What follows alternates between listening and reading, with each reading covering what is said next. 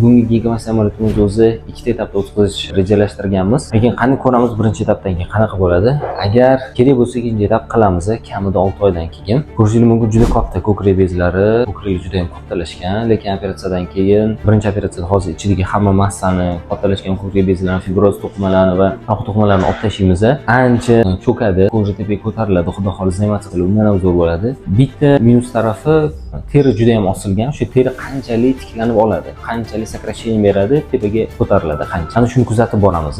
Natijalar bilan sizlar bilan bo'lishib boramiz. Agar birinchi etapdan keyin yaxshi bo'lsa, teri yaxshi tortilib bo'lsa, ikkinchi etap qilmaymiz.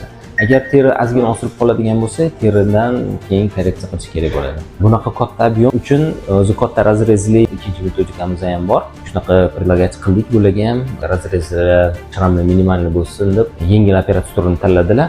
Ko'ramiz. Xudo xolisa umid qilamizki yaxshi bo'ladi, lekin ancha kichraydi.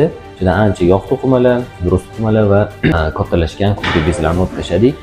Ancha kichrashda yaxshi bo'ldi. Endi bitta shu joyi, ya'ni terimiz yaxshi sakrashini ko'tarilsa bo'ldi. Rahmat, sog' bo'ling.